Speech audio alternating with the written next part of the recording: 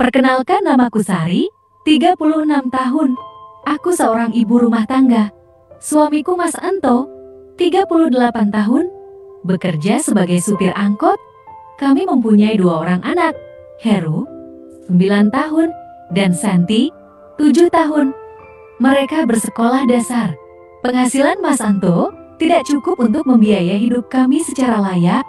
Uang bayaran sekolah anak-anak kami juga sering telat. Banyaknya kendaraan pribadi dan ojek online membuat Mas Anto tidak membawa pulang uang meskipun dia berangkat dan subuh sampai malam baru pulang. Aku berinisiatif membantu suami mencari penghasilan. Aku membuka warung kecil di depan rumah, bermodal dari pinjam uang dari bank keliling yang pembayarannya seminggu sekali. Alhamdulillah warung kami berdiri, mulai ada pembeli, walaupun tidak banyak, bisa untuk menambah uang belanja. Setiap hari aku menyisihkan uang untuk membayar angsuran hutangku. Alhamdulillah pembayaran pun lancar, tapi semua itu tak berjalan lama. Setelah 2 bulan, warung mulai sepi.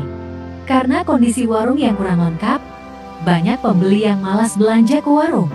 Tanpa sepengetahuan suamiku, aku menambah lagi hutangku untuk menambah dagangan. Hutangku pun bertambah besaran angsuran per minggu. Aku tetap optimis berharap warungku akan ramai, tapi kenyataannya berbeda, warung tetap sepi. Pembeli tidak ada yang datang. Aku merasa bingung dengan kondisi ini. Aku ingin bercerita ke suamiku, tapi aku takut dia akan marah karena aku tak izin dengannya. Aku berusaha menahan ini semua sendiri. Aku memutar otak bagaimana caranya aku mendapatkan uang untuk membayar hutangku. Segala cara aku lakukan dengan jual murah daganganku. Meskipun ada yang datang tapi juga sepi. Sampai aku jual rugi daganganku demi mendapatkan uang. Daganganku laku, tetapi aku merugi. Uang modal pun tak kembali, hutang pun mulai tak terbayarkan. Aku menghindar dari penagih hutang. Namanya Damar, 30 tahun. Damar sebenarnya sosok yang baik. Dia tak pernah membentak saat menagih hutang, tapi dia tetap menjalankan kewajibannya. Selalu datang ke rumah untuk menagih. Setelah beberapa kali aku menghindar, aku akhirnya menemuinya. Selain kasihan kepadanya, aku juga tak anak. Jadi bahan gunjingan tetangga. Seperti biasa Damar datang ke rumah. Dia tetap bersikap baik kepadaku. Dia menanyakan apa hari ini aku bayar. Aku pun bilang aku belum bisa membayar. Aku meminta waktu lagi.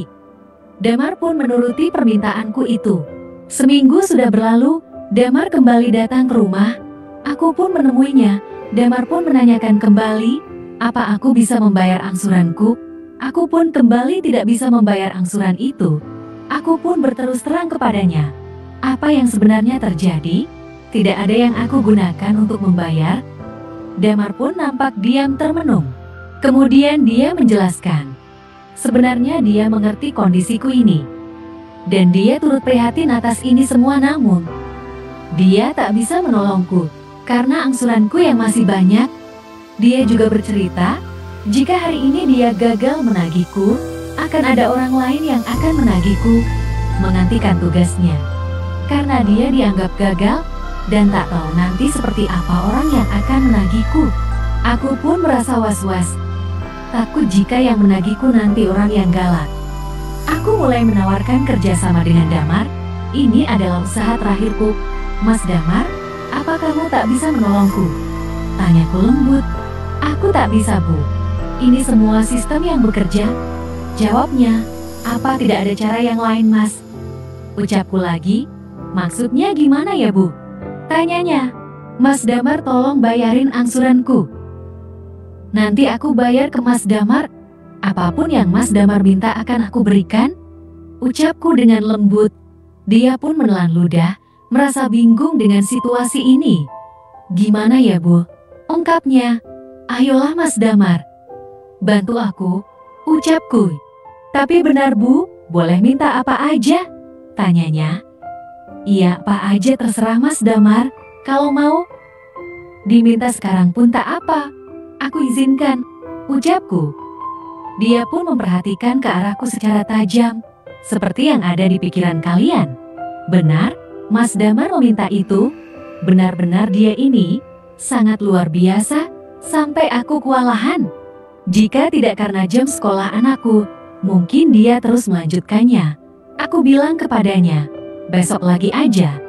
Apa besok boleh lagi, Bu? Tanyanya. Boleh, asal jangan manggil ibu lagi. Jawabku. Terus mau dipanggil apa? Tanyanya. Panggil aja Sari. Jawabku. Dia pun mengangguk, dan dia pun pergi, meninggalkan rumah. Aku sedikit lega dengan ini. Pikiranku sudah mulai tenang. Setidaknya aku bisa sedikit bernafas lega, dan memikirkan kembali solusi apa yang akan aku ambil. Keesokannya harinya pun tiba. Damar kembali datang, dengan muka cerah penuh kebahagiaan. Dia juga membawakanku sesuatu, sebuah barang yang harus aku pakai saat berkegiatan berkreativitas. Aku pun menurutinya. Tak lama kegiatan kreativitas berkreasi itu terjadi kembali. Damar kembali berkegiatan berkreativitas kreasi. Kali ini makin lebih-lebih, kreasi kreatifnya makin menjadi. Aku sangat senang dengan tingkah Damar itu. Seperti biasa, sebelum jam pulang sekolah anak-anakku, dia kembali pulang. Dia pun bilang apa besok boleh ke rumah lagi. Dengan halus aku melarangnya, karena takut tetangga curiga. Setiap hari dia main ke sini. Dia mengerti dan dia pun mengikuti ucapanku. Malam harinya Mas Anto yang pulang narik memanggilku. Dia bertanya kenapa dengan warungku, kok sudah tidak jualan lagi? Di situ aku menjelaskan semuanya tentang kondisi warung. Dia terkejut, kenapa dia baru tahu?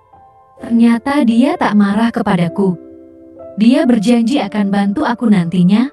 Mendengar itu aku sangatlah senang.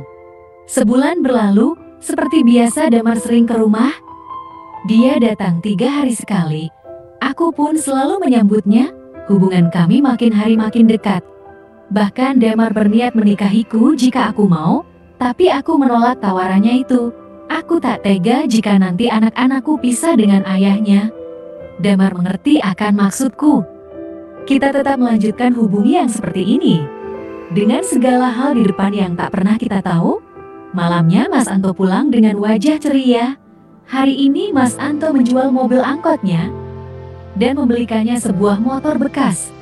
Mas Anto bilang dia ingin menjadi ojek online saja. Sisa dari penjualan mobil angkotnya diberikan kepadaku untuk aku melunasi hutang-hutangku. Tapi aku bilang ke suamiku, bagaimana jika uang itu dibuat mengisi warung lagi? Penghasilannya buat bayar hutang. Meskipun awalnya dia keberatan, karena dia takut nanti kejadian seperti kemarin, tapi aku berusaha meyakinkannya. Akhirnya Mas Anto pun setuju. Aku pun ikut senang dengan ini. Entah senang karena warungku buka lagi, atau karena aku tetap bisa ketemu Damar terus. Karena tak bisa dipungkiri bahwa aku telah jatuh hati kepada perlakuan Damar kepadaku. Aku tak bisa menahan perasaan itu. Cerita pun selesai. Semoga cerpen ini bisa menjadi pembelajaran bagi kita semua.